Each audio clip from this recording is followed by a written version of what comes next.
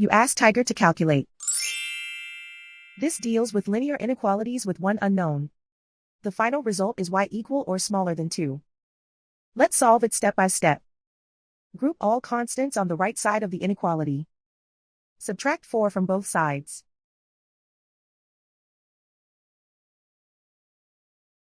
Group like terms.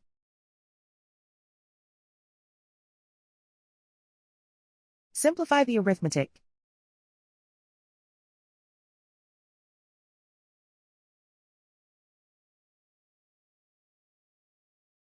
Convert the y into a positive number.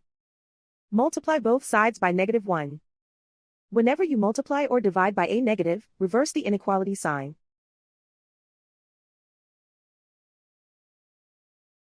Remove the ones.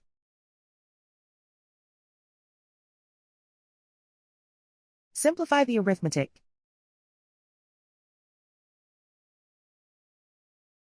Plot the solution on a coordinate grid. And so the final result is y equal or smaller than 2.